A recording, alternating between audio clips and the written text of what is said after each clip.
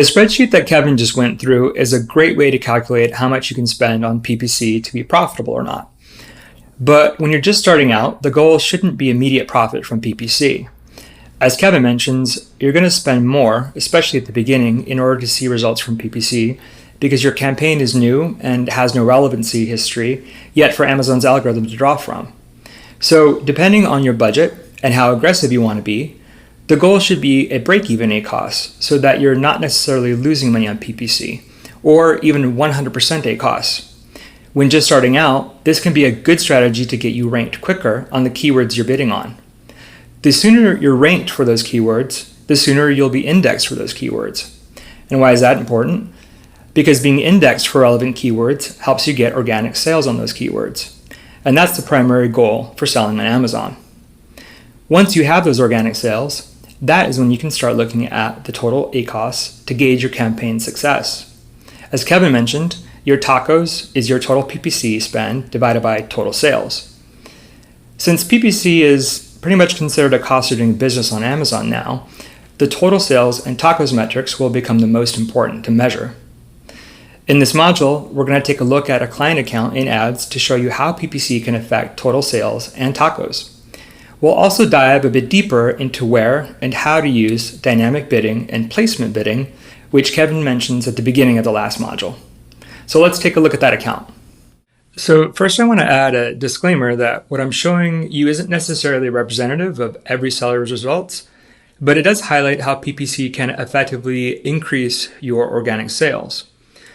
So of course I'm using ads, but you can calculate tacos using reports from Seller Central to compare your total sales against your PPC spend. We've just made it easy to view here in our product section of our analytics. So you can see here, we've got a column for total sales and tacos. The definitions are here if you ever forget what that means. And also the MWS token is going to be required to see any data here. So if you do use ads, remember to activate your MWS token so you actually see this data the way I'm showing you here. If you remember in the last module, if your tacos is below 10%, Kevin said that means you can afford to spend more money on PPC to see if it starts increasing the total sales. Now, this account started their PPC campaigns in January, beginning of the month, middle of the month, and the end of the month. So the spends are pretty low. You can see their listings already did have some history, which is really, really important to Amazon. But you can see at the outset, they've already got tacos well below the 10%. So this is a great example of being able to then spend more money on your PPC. And one strategy I suggested was the 100% ACoS goal. This is the closest to it because it started earlier in the month. But if this client spends a lot more money on this particular product in different campaigns to increase that ACoS goal towards the 100%, it's going to effectively increase the total sales. And we'll see that now by looking at the next month, which is going to be February. So let's just change that here. And we can see right away, it jumped quite a bit. The spend went from $45 in January up to $772 in February. And that ACoS definitely went to that 100% goal, went over it. 772 was spent, 746 was in sales. So spend went a little bit over sales. If these were identical, spend equals sales, it'd be 100% ACoS. Now you can see this also jumped up quite a bit from that low 4%. To 46.86. So now we've got 2 months worth of data here on campaigns for this particular product. So we can now work this down to get closer to that 10% goal.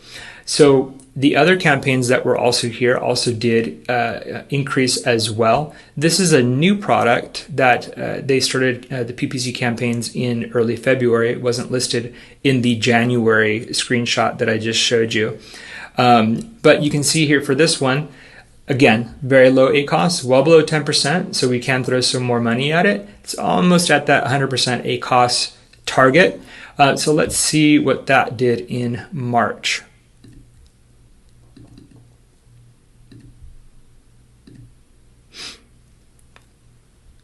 All right, so you can see here that that went up from it actually didn't go up that much in spend, just about $20. And the ACOS actually ended up going down for the month of March, which is great. But you can see here that they made about $600 more in revenue than they did in the previous month. February was $3,000, and total sales here is $3,600. Tacos is still well below 10%. So this is another one where we'd probably look at trying to increase the spend the following month. But this is also the month that COVID-19 happened, so a lot of shopping habits changed, and so that actually wasn't able to happen. But you can see here for this one, this was the products we were looking at initially. The spend went up to $700 in the previous month, and they worked it back down. ACOS went down a little bit as well. Oh, not a little bit, it was 104%. So that dropped down to 77%. And they're working that ACOS goal down. It was that 46%. Now it's 21.13, which is really great. Even if you're just starting out, I think a tacos below 20% is acceptable, but 10% is a good overall goal when you're looking at this. I hope I've demonstrated why the tacos eventually becomes the more important metric to gauge your campaign's overall success versus just ACOS alone. So if your listings are brand new, you're not going to have some of that initial history that this account did that I showed you in January. Effectively, when you're first starting out, you're buying history. So you will need to spend more money up front to do that. Now, to get a feel for what that might look like, you should create a budget you're comfortable with because Amazon will spend it. So one way to do that, approximate that budget, is to use Kevin's spreadsheet, which I've saved as a Google Sheet here. So this is a great tool that you can use, again, to approximate your spend that you need to either get a break-even goal or your total ACOS goal. Again, in my example, this break-even ACOS would end up just being the 100% strategy that we're looking for. It does include dynamic bid up and down information at the top, and also the placement bidding. So once you do fill this out, you should have a better approximation of what your budget might be that you're going to have to spend on PPC in order to be successful. But I wanted to show you in detail a little bit more where the dynamic bids and the placement bidding is, which Kevin explained. So let's go over to Amazon and take a look where that is. So once you're in Seller Central and you're looking at your campaigns, the placement's going to be at a campaign level. So you're just going to go ahead and select a campaign that you want. And placement's going to be right up at top right now next to ad groups.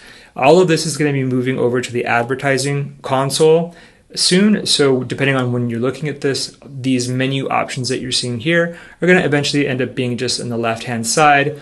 But either way, in order to see placement bidding, you're going to want to go into the campaign and you're going to be able to see that. When you first start your campaign, you're not going to have any data. So this is a good representation of what your placement bidding section is going to look like when you first start out.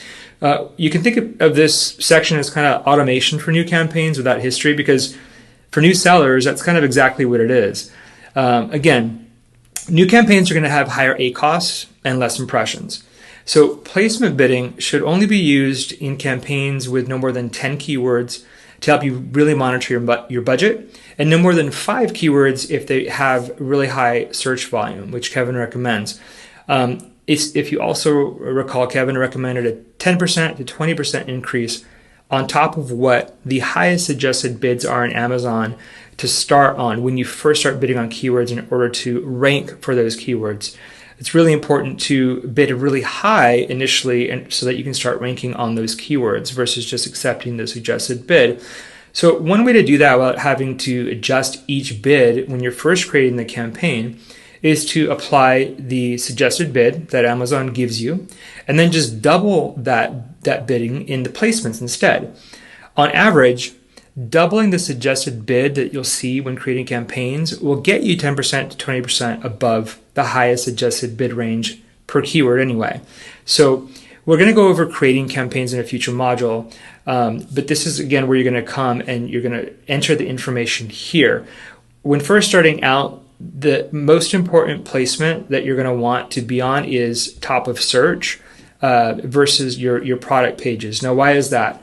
So when you're looking at your search results, so let's go over to Amazon and let's look for term here. What you want to be seen on is at the top of search where these sponsored are. These are both sponsored product ads. And it's really important for you to be seen consistently top of search so that your product stays in the consideration cycle. Now, what that means is the higher up your product is on the search results page, the more often a shopper sees it, it's going to increase the likelihood that they're eventually going to click on your ad and buy it. There's a couple of places that are considered top of search, those two at the top. And then there is also some sponsored right here towards the middle of the page. So these are first page placements, and that's really where you want to be, especially when you're first starting out. Now, how aggressive do you want to be to get top of search? Again, it depends on your budget. But if your focus is not on the costs and instead on the investment for your product and your brand, that's going to really dictate what you're going to place here. But again, in this example, we're just going to go with the 100% placement. And what that means is effectively you're doubling the suggested bid of your keywords.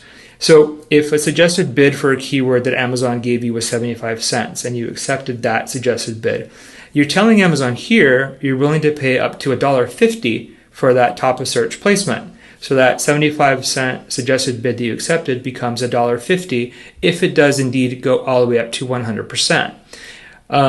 Now, the other thing in this example, what we're saying is dynamic bid down only. Now, this is something that Kevin recommends, and I definitely do as well. In this example, what this means is that you're telling Amazon I'm willing to pay up to 2 times the suggested bid to win that placement that I just showed you if it's likely to lead to a sale.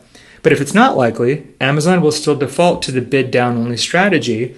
And what that means is that it's going to reduce that $1.50 to maybe $1, maybe 90 cents, maybe even 75 cents and below. And that's what you want, because that's going to lower your bidding and your overall spend. Now, after you have some data, this is where you're going to also go to make adjustments based on performance. We'll go over campaign optimizations more in a later module, but since this actually does have some lifetime data, you can see some information here. And in this example, bidding top of search actually really worked out for this particular campaign, because you can see they had 22 orders, almost $4,000 in sales with a 13% ACoS, versus being product pages did not perform as well, really high ACoS. Now this can be different depending on what your campaign is and how well you what types of campaigns you created. But again, this is something that we will go over in a later module. So again, what you want to do is to change these bidding strategies. If you really wanted to see or edit your bidding strategy here, you could go to the campaign settings to do that. And you'll see here at the bottom here is the dynamic bidding only, dynamic bid up and down, fixed bids. You'll also see the placement bidding is here, so it's technically located in 2 different places. But I always like to do it in the placement section, because you can also see eventually results there, which I just showed you. Now, again, this is what we recommend because it's going to lower your bid in real time potentially if it's less likely to convert to a sale. Dynamic bid up and down. When would you use that? Once you have an established campaign with several months worth of performance below your taco skull, you could test this. Generally, it's best for brand keyword campaigns to ensure you always stay ahead of your competitors for your own keywords. So competitors are going to come and go, and they're going to potentially use your keywords to try to steal some of your sales. So dynamic up and down might be good to kind of go with that kind of flow. Now for fixed bids, definitely agree with Kevin not to do this, because you're not benefiting at all from potentially lowering any of your bids.